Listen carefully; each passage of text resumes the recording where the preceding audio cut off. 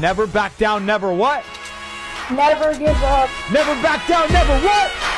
Never give up. Who was that? That's Gina now!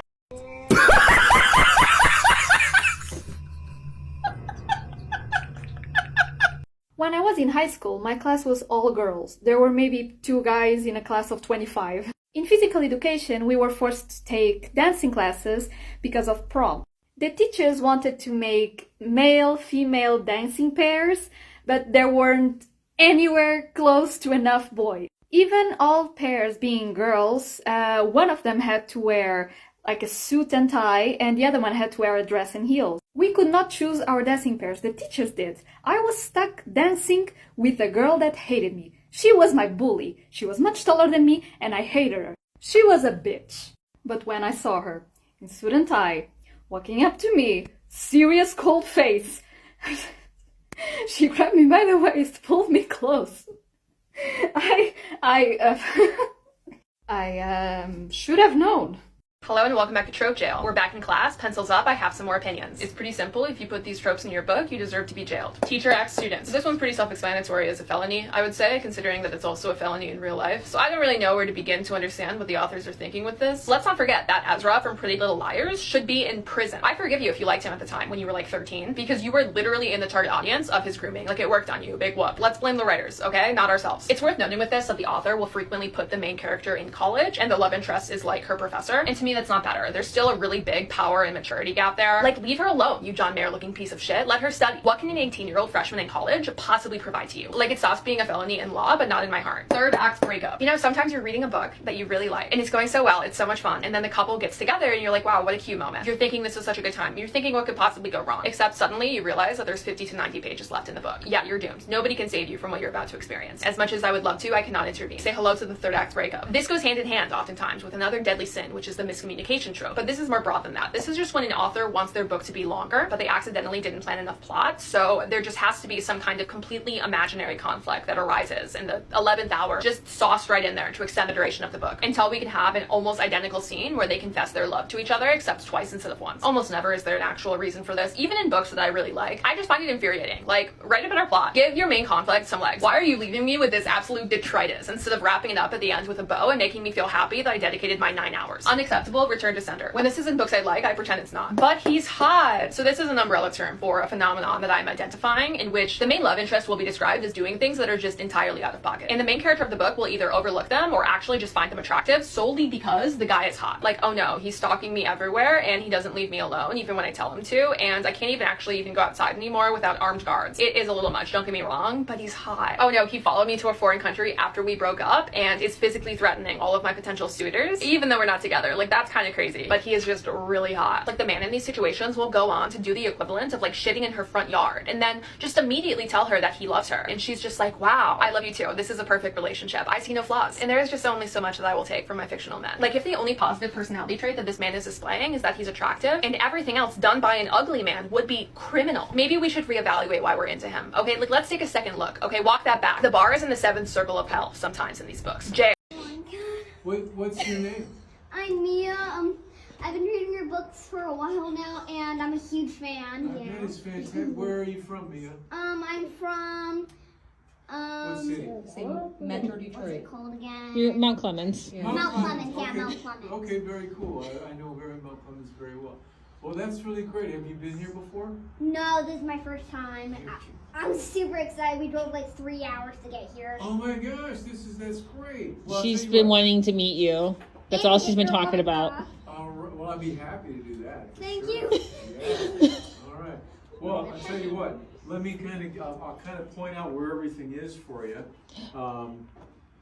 Let's see. Yeah, look, he's gonna point out some good stuff. That's the brand new book in the American Chillers right there. Oh. And then the American Chillers, the rest of the series starts with number 1, and they go all the way up, of course, to number 45. And then Freddie from Northern Fearless, first graders over there. I think Manny would like those. Think so? Manny, look, it's first grader book. No, thank you. Because I'm scared. You are? Wait till you see what I have for you. Yeah, exactly. I don't want that. I don't want to see that spider looking poster thing. How about that?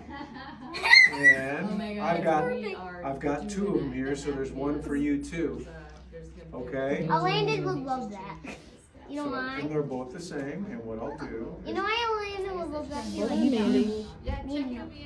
so I'll roll those up. Yeah, you want to see if maybe he'll sign those real quick too? Oh, I can sign those for you. Sure. Yes! Let me grab my... And then mommy will get them framed and you can hang it up in your room. No! I don't, yeah, because I don't want to hear Hang on one second. Let me step back here.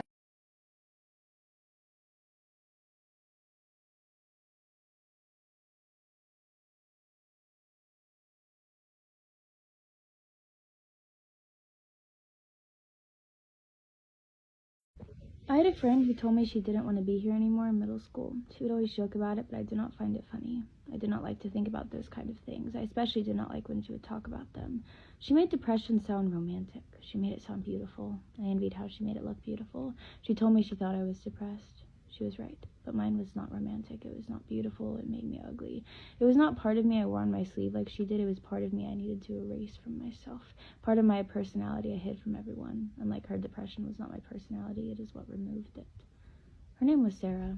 I hated her name. It sounded sweet, but she was not sweet. Her name was a lie, and I felt like I was deceiving myself when I would speak it. She looked big and spoke big, but her name was small, and her name was soft. I hated her for telling me she wanted to make herself disappear because it would mean that depression really can win. The thought of wanting to end it all seems far away in my head, like a floating object that did not even belong to me. But when Sarah would speak it aloud, the thought got closer. It would cling to me, so close it touched my skin, and that is when the burning feeling started. Suddenly she stopped saying she no longer wanted to leave. She quit nicotine and broke up with her toxic boyfriend. She left her abusive father's house and moved in with her grandma. She even went to church. It seemed she was starting over. She stopped hanging out with me. I may have been part of the problem. After all, two depressed people rarely pull each other out of the hole and accidentally dig a deeper one together. I started to resent her. I did not drown myself in alcohol or nicotine. I did not have a toxic boyfriend. I lived with both of my parents and I went to church. But none of that made me better. I hated how it fixed hers. I didn't realize at the time that those things were not the cause of her recovery. It was just a side effect. One day in 8th grade, I went and asked her why she did not want to end it all anymore. Every time I thought I wanted to, I started thinking about the people who loved me. I relived the last moments I had with them, going through their day in my mind. The school bell cut her off. I never heard the last part, but even then I thought this was a lousy answer. It was not an answer at all, in fact. She should know that thinking about loved ones does not make people like us decide we want to live. It makes us feel guilty about not wanting to, and shame gives us another reason we feel we shouldn't be here. I hated her answer more than I hated when she used to speak about doing something to herself. We never talked again. She smiles at me sometimes in our high school hallways. She looks more like her name now, smaller and softer.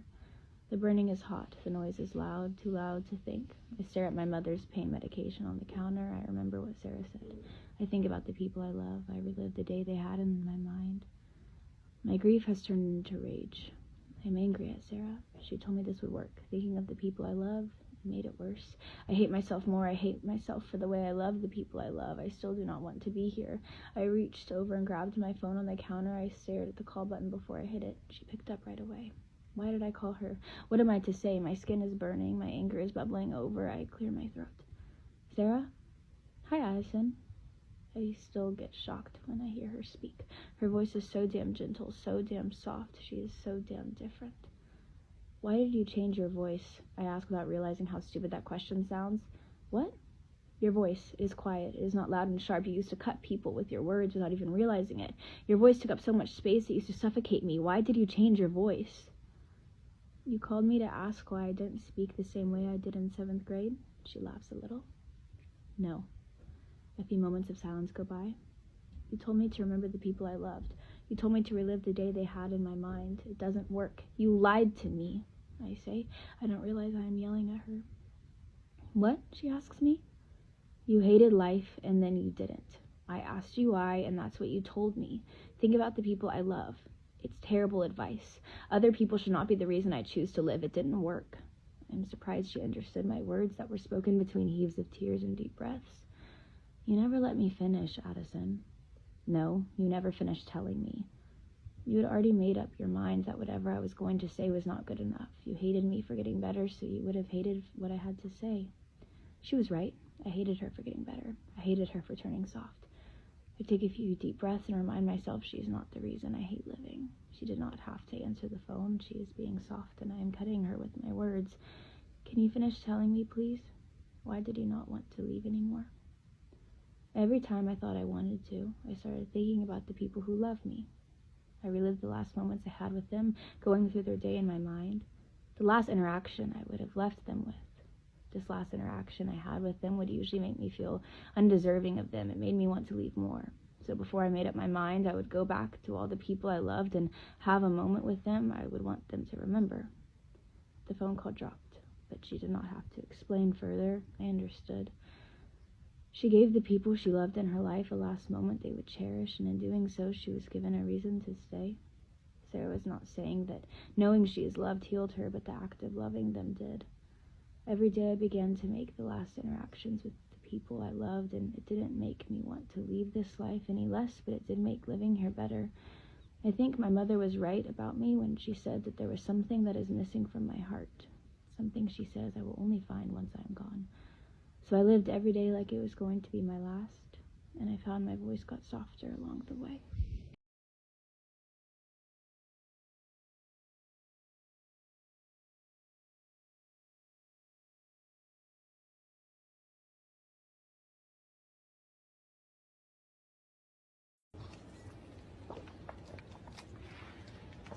It's like a reward.